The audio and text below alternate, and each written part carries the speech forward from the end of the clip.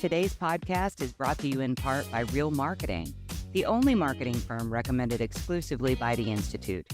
Real Marketing utilizes over 25 years of expertise, and their products are built and customized for you to dominate any neighborhood, anywhere. Go to realmarketingforyou.com. That's real marketing, the number 4, you.com. Also, look for past A State of Mind episodes with CEO David Collins as our guest.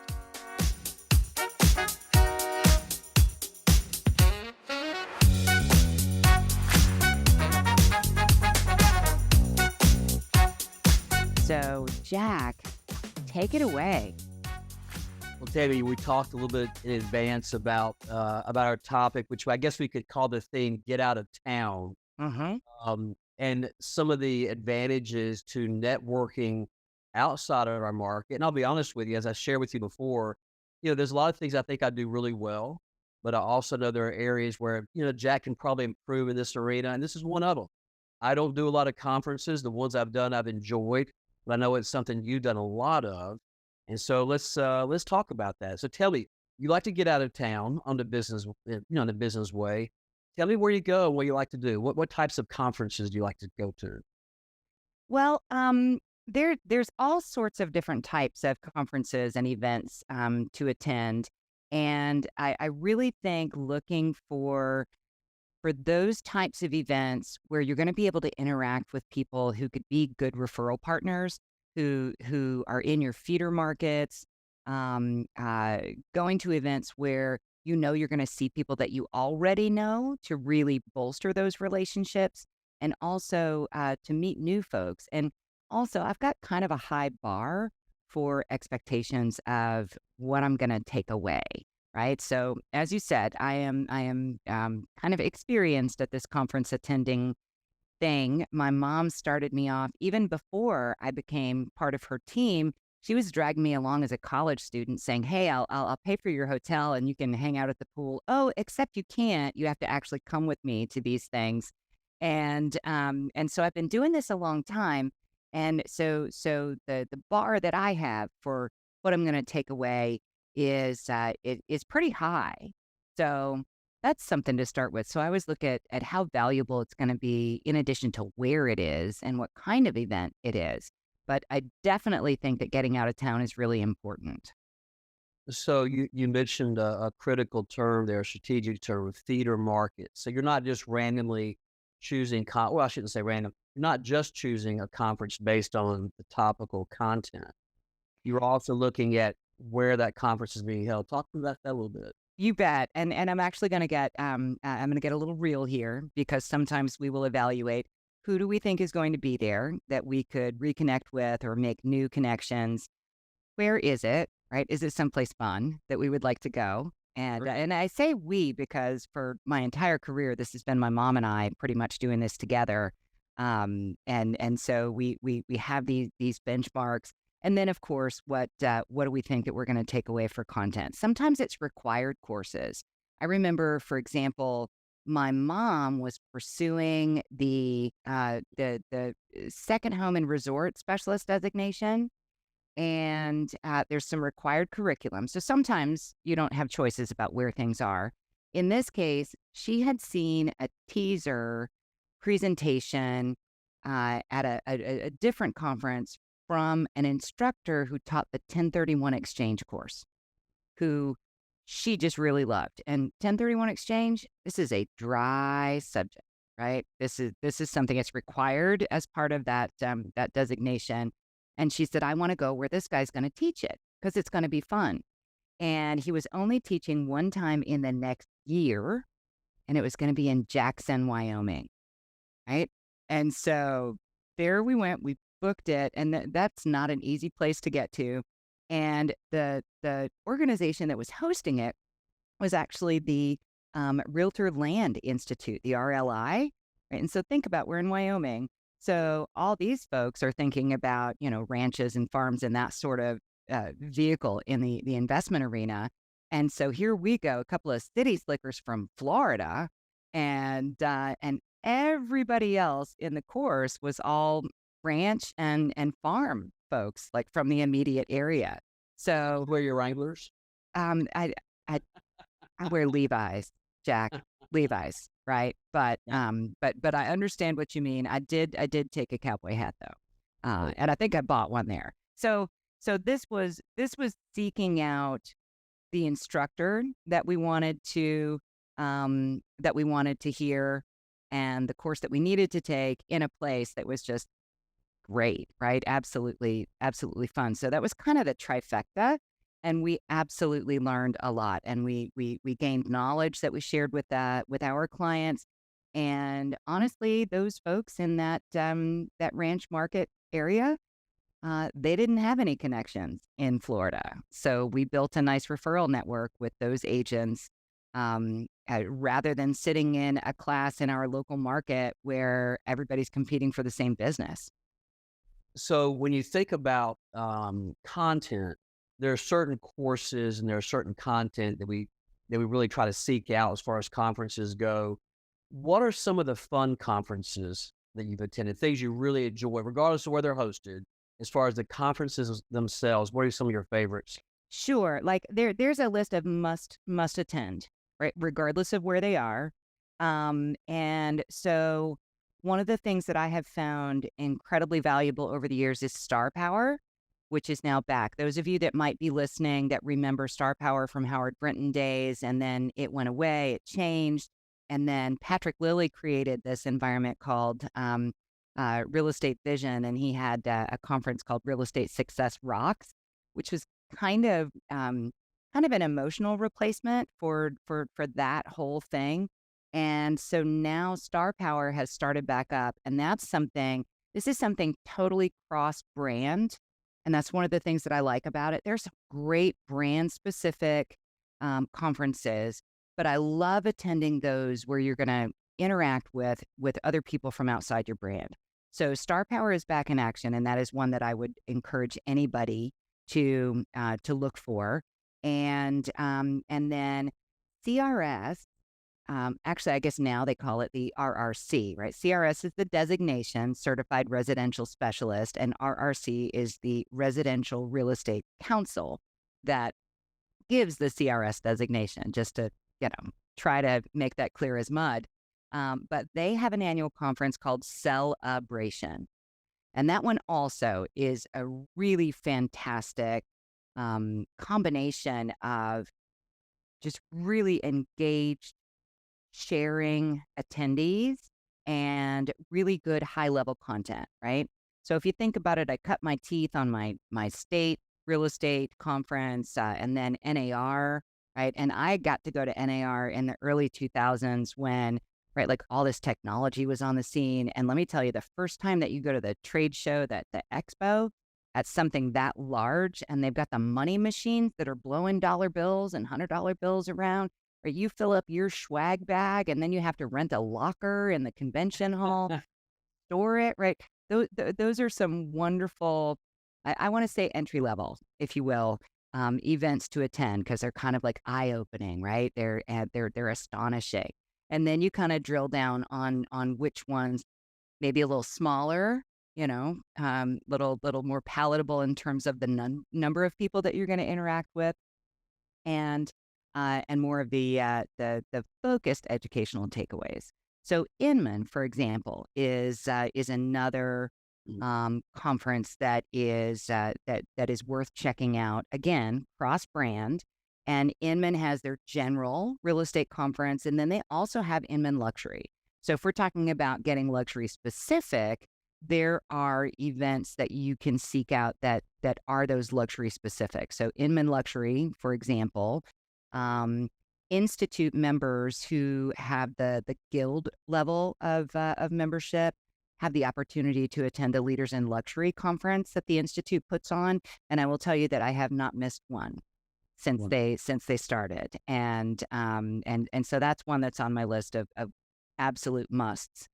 And then think about for any of our audience who are real estate professionals with a specific brand, you've got your brand conference, right? You've got the big ones, right? Your big Mm. convention. And then many of them that have luxury divisions have another luxury specific conference that's We smaller and is Yeah, more we have those. focused on that.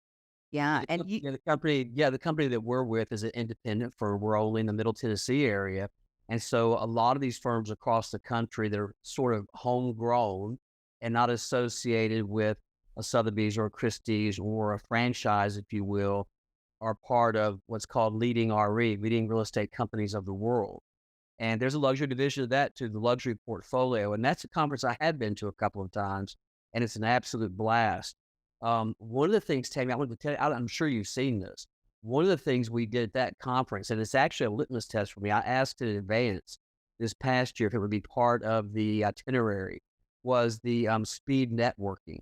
It's kind of like speed dating, if you will, but it's basically professionals gathered in a room where you have a couple of minutes, which with each other attendee, where you trade business cards, you talk about your various markets, what it's like there, what you specialize in, and then boom, you're on to the next person. And it's so much fun because you can meet literally 50, 75 people in the course of an hour or so doing this speed networking. That was one of the most fun events I attended at that conference. I loved it. yep. And if you're paying attention in those short spurts of time, you have the opportunity to make a note on a business card, right? So let's talk about some best practices of how to really maximize attending these things. So make a note right on the back of a business card. So this is also a tip in terms of how you design your business card. Make sure that it's not glossy on both sides so that people can't write on it, right? And make sure there's enough white space so that somebody can write a note to say, "Hey, Speed Network, this was the thing that we talked about." And then make sure that you follow up with those folks after. That's the hard part. Yeah. It What is sure is. Yeah, it's very it takes a lot of, stick to this, for lack of a better term, to do that type of follow-up, but it's critical. And some agents I've met in the past are so good. We'll get all sorts of follow-up pieces in the mail. 2 things that we've done in the past that I've done and seen. One thing we've always done for luxury portfolio and also for a few other conferences that I attended, we developed a specific marketing piece for that conference. So for luxury portfolio, my business partner and I did a small, odd-sized piece, so it wouldn't get tossed into the 8 by 10 envelope, category or whatever, or letter size envelope. And we did an odd-sized piece, and each part of the piece showcased a luxury home that we had sold in the recent past. So really nice looking photos, really high-end piece, nice paper, and it was developed and branded for that conference. So yeah, it's a little expensive to do something specific for a conference, but it's a memorable piece. I saw other agents doing something similar strategy-wise. Wasn't a hard copy piece, but what they did was, and everybody knows after COVID what this looks like, they did QR codes. Mhm. Wonderful. And the QR code on that, they simply hold their phone out and say, "Hey, take a picture of this." And they hold their phone over your QR code, and it could be simply their business card, or it might be a marketing piece or a link to a website. And it is a terrific way to very quickly link to somebody, get them something permanent to take back from the conference. I thought that was wonderful. Yep. And definitely having those marketing pieces that aren't just handing out your business cards. And honestly, right, I'm probably gonna offend some people who are listening, but if you hand me your business card stapled to a seed packet with a little thing that says, "I grow referrals," Oh, right? oh. I am probably gonna put you in my do not refer list because I really wanna know, why should I refer someone to you? So you can do those specific marketing pieces that say, "Here's the type of clients that we work with, the type of properties that we specialize in." And for me, Florida is this giant, state that has all sorts of different geography and different vibes. And so I make sure in our marketing pieces that we're talking about why their clients might wanna consider the Tampa Bay area versus Destin or Flagler County or Miami or Naples, right? So make an opportunity to really highlight what it is about your market area that makes it special, and those are things that stick out as well. And then you've got the pieces that you hand out at conference, but then you have to stay in touch after. So I think that everybody should build a database to farm other realtors, right? And I'm going to go back. You asked a question earlier that I didn't answer fully, and that's about feeder markets, Yeah. right? So understanding the parts of the country or the world where out of state buyers, out of area buyers are likely coming from is critical because then you can laser focus on building relationships with real estate professionals in those destinations, right? Those are the most important ones, right? Like I love Boise, but I don't get a lot of Iowans that are buying property here. But Philadelphia, Chicago, and everybody's getting them from California now as well, right? And there are feeder markets, Ohio. These are things I pay attention to where those markets are, and I focus my efforts on making sure that I engage with agents in that area, right? New Yorkers and New Jerseyans, I'm not sure if that's even a word, but they tend to gravitate towards the Miami area, the East Coast. The pace is more suitable to them there. And so just having an eye on that. And that makes me think, Jack, of perhaps the most brilliant strategy that I ever saw was at the Leaders in Luxury conference last year. So, two colleagues of mine, members, Jim Wahlberg, who's from the Danville, California area, just outside of San Francisco, and Patrick Ryan, who's in Chicago proper. They have a great relationship and they share a lot of referral business, right? Because they're symbiotic markets. And so Leaders in Luxury is one of those events where you will actually be able to get the list of attendees ahead of time, right? And a lot of conferences are doing that now as they're going entirely digital. So you just Right. go online, you can look and see who's registered, who's coming. So they On an identify app, it's where you right at your fingertips. exactly. They identified like 20 agents that were coming for the first time to Leaders in Luxury that they had never met before from their feeder markets because they're similar. And so they reached out to those 20 agents and introduced themselves and said, "Hey, I would like to get to know you. And we may not have an opportunity to do this organically. So I would like to host you for dinner with my colleague." And they broke it into two groups and had like 8 people at each dinner, 2 nights. They treated, right? But think about in the luxury space, the return on a single referral for covering that dinner was fantastic. And think about the impression that they made on those other Oh, realtors. you mentioned this before our podcast. I think that's a wonderful. I mean, it's high impact, and it's the kind of thing. Again, you mentioned the something staple to a bag of seeds and grow referrals. I'm You know, so sorry for those yeah, of I you that know. do that. I Yeah. hate I hate cheesy marketing, and we're talking about luxury branding. Uh-huh. So when it comes to luxury branding, I think that's really critical because that's where those very high impact strategic type moves.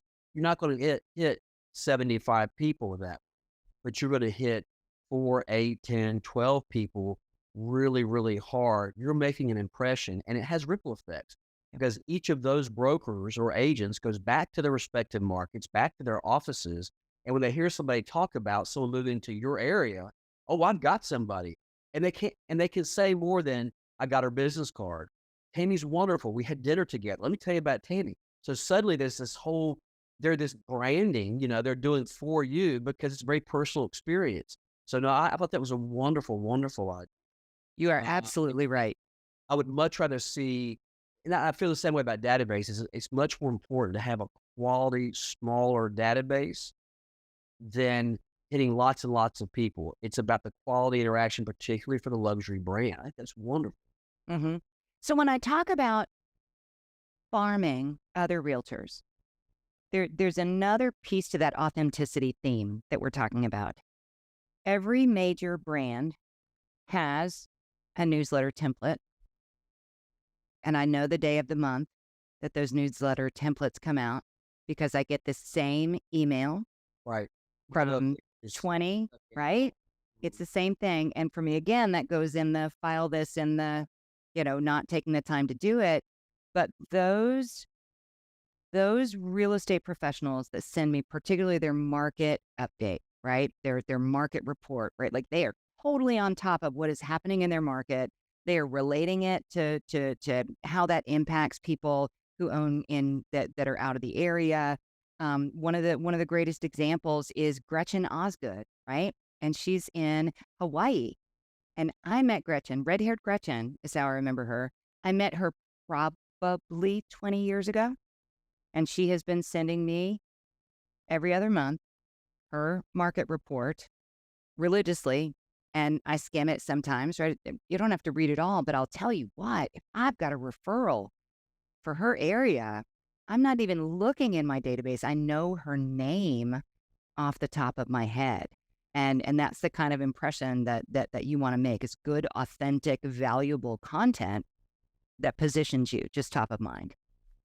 I'll tell you, it's funny. It's not a conference, but when folks have heard this podcast, other agents from my company, we're a large firm. We have 1,500 agents in the greater Nashville area. And I've heard, other agents have come to me and talked about the institute and getting the designation, and they'll ask, "How do we find out when they're coming to Nashville?" I said, "Don't do it in Nashville." I said, "Find out where they're going in Chicago, L.A., That's right. New York, coastal any of the coastal cities. Go to those areas and have your training there." So I think I'm circling back to where we started this whole conversation, but talking about with the institute training, not just with conferences, but that networking option that you can do somewhere else is wonderful. Yeah, you bet. So I just taught a class only about an hour from my market area, right? And all of the attendees, with the exception of 3, were local. And not only were they in a room with people that they already knew or were sharing market with and competing with, every single one of them was on their phone, on their texts, right? You know that the instructor can actually see if you are trying to hide while you're texting. Right. We can see that. But it reinforced the idea that if you take these classes or seminars too close to home, you can't be present, right? It's so much harder to be present, right? Like people will respect the fact I am out of town to learn and I will have these breaks and I can call you on the break or have your transaction manager. But it is almost impossible to truly check out and be present if you're in your local market, even if you've told them that you're in training all day. So that's another benefit to getting out of town is you just have a better opportunity to be focused and really, really be present. That's wonderful. All right, I want to ask you a very personal question in Uh-oh. conferences. This is not in our podcast notes. Tell me about one of your most fun conferences that you came away saying, "Yeah, I learned a lot, but I had a blast." Where did you have fun? What was fun about it? Oh, I can't pick just one. Okay. Um, and honestly, I Or have share a story that you can share on our podcast. it. Well, I'm going to have to think carefully about that because the more fun you have, the less likely you are to be able to share it with this audience. But I have a wonderful recollection of leaders in luxury, and for me, I think that I have more takeaways from a conference that's small like that. Right, there's like 150 people, and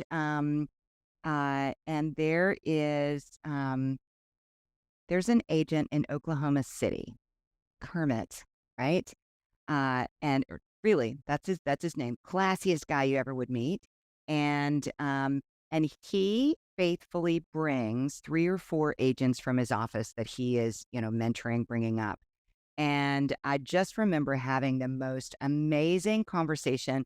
It was on the beach and there had been some adult beverages involved, right? We were just outside. We're still dressed for the evening affair, but having a wonderful conversation with these agents from Oklahoma and comparing the things that are similar, the things that are different, and the experience of growing as a real estate professional, right?